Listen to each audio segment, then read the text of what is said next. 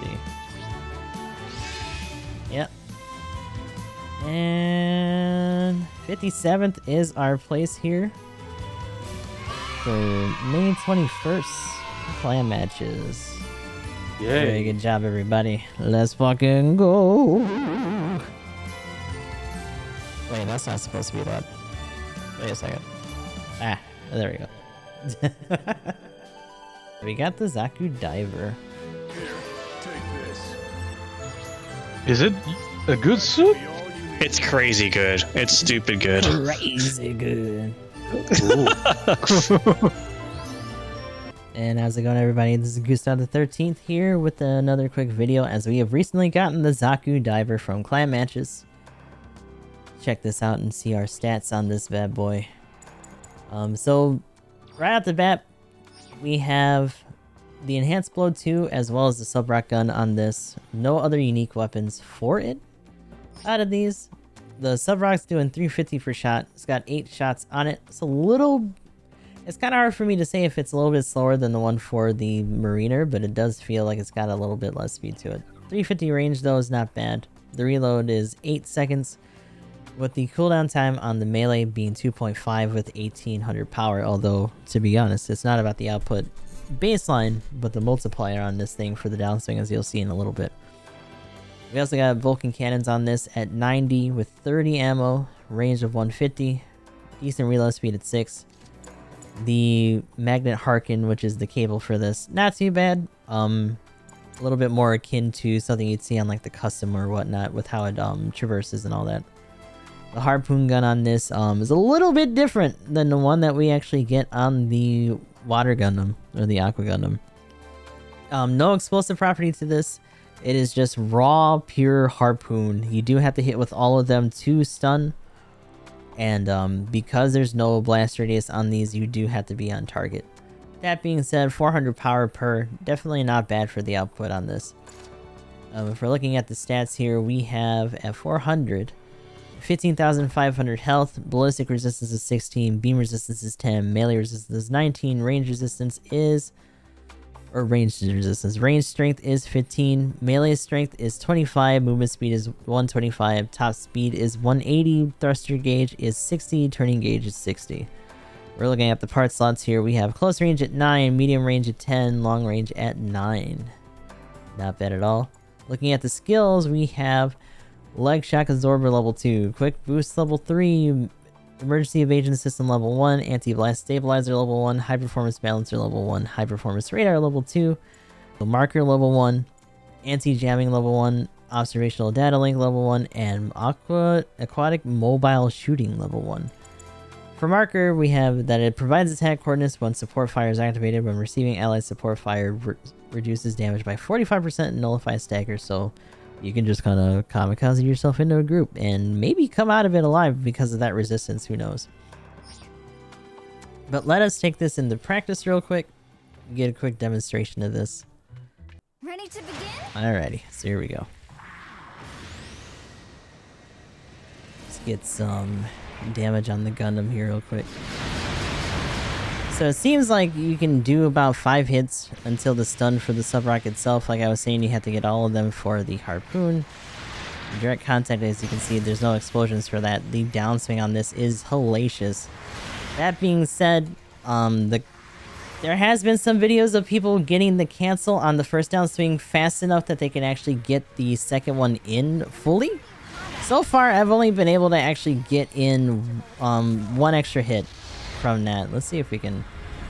I feel like this is very much like a dodge situation where you literally just half chuck it out of the animation like as soon as it makes contact. So maybe that's what it is. Nah. But overall, you would probably just do sub-rock stun into cable into downswing. You can kind of take or lead the harpoons depending. But in general, this is a pretty nice machine. One thing about it is that it does feel very deliberate. I'm worried to say slow, since it is 400 cost. There are some pretty agile machines here. And this definitely is a bit, I don't know, blockier. But with the raw output that it's doing here, I wouldn't really worry about that too much. If you're looking at the, even without any, modifications on it, the Vulcans are pretty fast.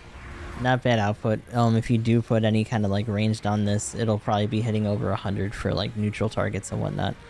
And slightly more for, raids as well. Ooh, 63 on a fucking... That's nasty. Now, of course, compared to what you would typically see at 400 for raids, that might be a bit chunkier, and definitely depending on the actual resistances that people rock on this thing. Or on other suits in general. But not bad. Definitely a pretty solid showing here. There probably is a little bit of contention between this and people just having more common access to the things like Zaku 2 Stutzer and whatnot. Definitely still has a very solid combo on that. I would say you have to do a little bit more in order to get the full damage for that. There's just more to the combo by comparison, because like the multiplier on the downswing for this thing makes up for so much of it. But definitely solid. I may or may not replace this just because I'm pretty practiced in the Stutzer itself. But, and this is a pretty big caveat, if we actually do get some more underground maps going on for the water, this is a very solid one because it actually has a bit more maneuverability when you're going underneath the map. If we're looking at the blast down here, the Sub-Rock's still a good choice for blasting down the base.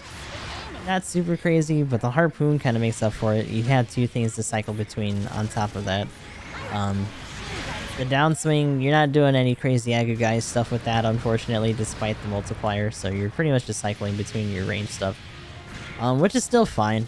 To be honest, you should probably just be reserving your downswings and your cable for, I don't know why I just did that. Goddammit.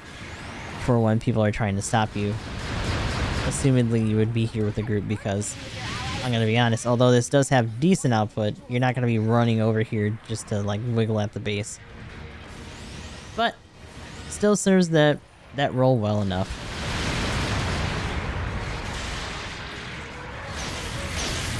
That is so gross. I feel like I might just be boosting too much. Like, I don't know if I should try to, like, side boost and then, like, flat foot it and just hope that I can reach it after the landing. That might be what it is. Let me actually try one more time.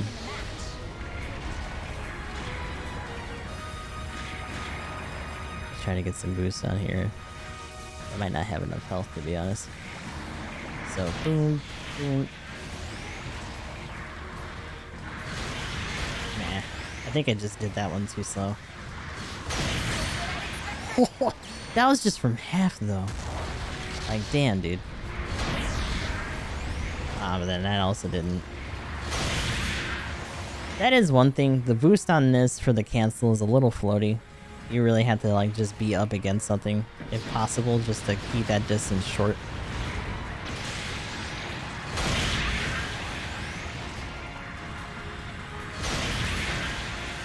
Ooh, did that actually get in?